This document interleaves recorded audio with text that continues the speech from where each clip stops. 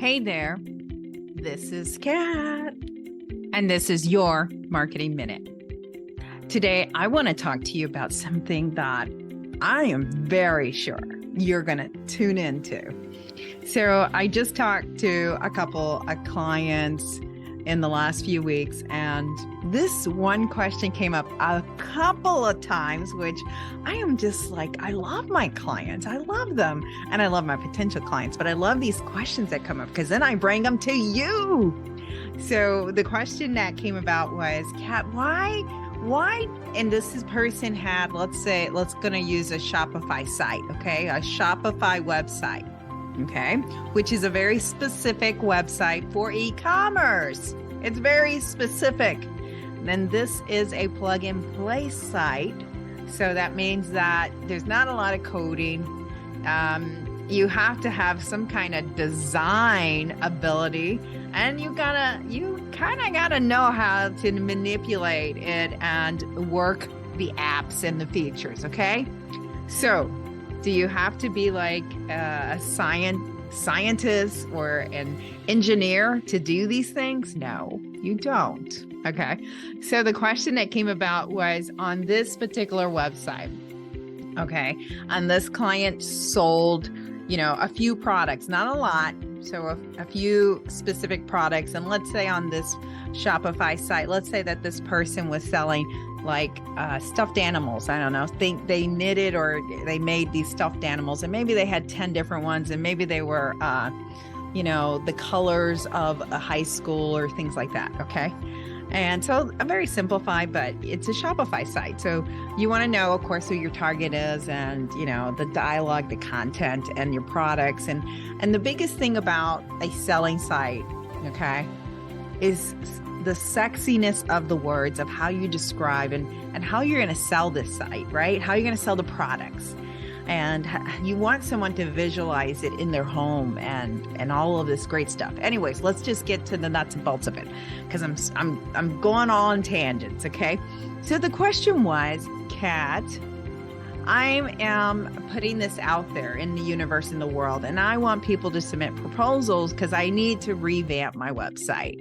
And so she's like, this one client was like, and I mean, this is a couple, but this one client was like, why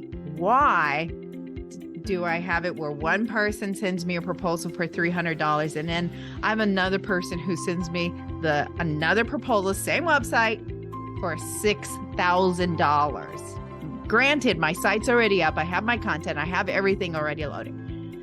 Why does this happen, Kat? Why? I want to know. I want to know too. So I'm just going to give you some advice. I'm going to help you. I'm going to help you with this, okay? Because here's the thing that you want to do is you want to protect yourself.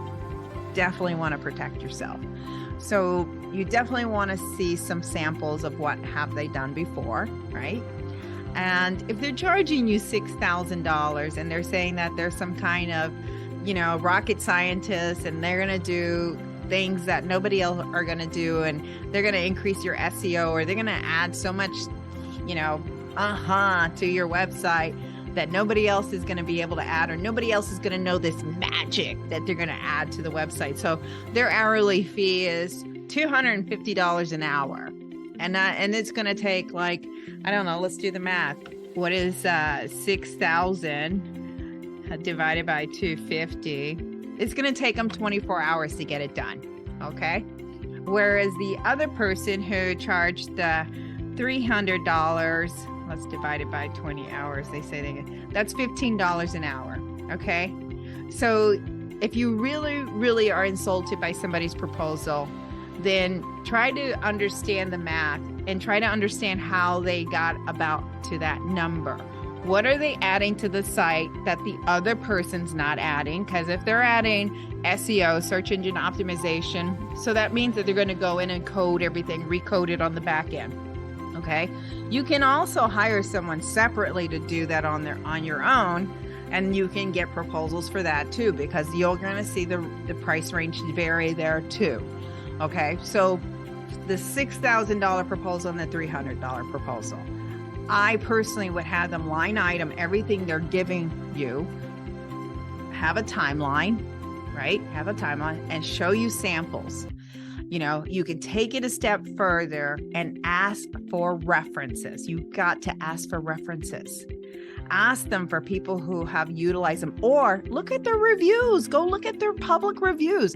If you don't have time to check references, which I get that. That's a lot of time on you, but cover your ass, man. Cover your ass and go Google them and check for reviews. If they have a bunch of reviews saying, don't hire them, they are a scam, they charge me too much, I didn't get what I want, that's a red flag. If they have no reviews, that might be a red flag too. That means they don't have any clients that are willing to put their neck out on the line and give them a review. Okay. So think about these things as you look at people's proposals, because the one thing you want to know is, if you're charging me $6,000, are you a rocket scientist? I don't know that I need a rocket scientist to do my website. Thank you. Let me go find someone else who's maybe going to charge me what the market's going at. And let's say maybe the market for Shopify, to fix this website is $75 an hour or $125, half of what you were charging me, So think about that, and think about the layers that they're adding in the proposal. Like, what are they adding? What are they giving you that the $300 proposal is not giving you? Because you really do need to analyze and look at everything. Don't just think that they're just trying to gouge you, because sometimes they are. But sometimes they are giving you a lot of value. But what is that value? And what are they giving you? Line item it. Just tell me. Tell me what you're giving me that the other person isn't giving me. Because if you're just going to charge me more to charge me more, and sometimes that's the case, and they're going to bulk and they're going to be uncomfortable and say, I'm going to put the website together. Well, I don't think $6,000 is what it's going to take you. So it's okay to question it. And I will tell you what, the one lady that I was talking to, man, she is ballsy. She was like, I don't want to, she goes, I don't want to haggle. This is not about haggling. Just tell me what your rate is. Tell me how many hours it's going to take. And then tell me what the price is. And then I'll tell you if I can afford it or not. And, that's just the reality. And I understood her. I got it. I was like, you go, girl. You go. So again, we're talking about when you have a project and you're trying to get some proposals, and you get one proposal that's $300 for this. In this situation, it was a Shopify website, and it was already in existence. The content was there. All the things are there. She just wants it updated. So there's $300 proposal. There's $6,000 proposal. And so she's trying to understand, why is there such a variance, right? Why is there such a variance? And why do people try to rip off people? So why are people always trying to gouge? I mean, we're in times that are hard. This is a small business owner. It's not like she has oogles of money, okay? And I think sometimes people just do that. They price it because they think they can get away with it, or, that's what they have been doing, or they legitimately are pricing it correctly. They just need a line item, everything that is added to that website, all the value that's included. So just be careful if you're on that end, right? Be careful if you're on that end, cover your ass and deliver a very professional proposal. If you're on this end and you're getting these proposals, do your homework, vet out these people, do your homework, cover your ass.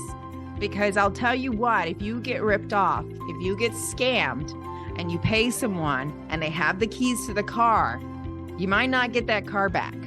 You may not get that car back. And I always tell people, you got to vet out who you're talking to, because once someone has the keys to the car, once someone has access to your website, they can do whatever they want. If you don't pay them, they can hold your website hostage. That does happen. It does happen. Or they can do something on the back end so that it is broken.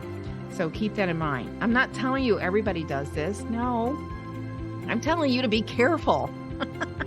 I'm telling you to cover your ass And once you get to know these people, and if you have meetings with them where you're seeing them eye to eye and you're asking them questions, that's the best relationship to have. If you're just hiring someone straight from email and you're just emailing, they never met you, they never seen you, you're asking for a boatload of trouble, and you might get ripped off, right? You might get ripped off. So anyways, if you have a proposal and you don't know what to do or you don't know how to digest it, reach out to me. I will help you.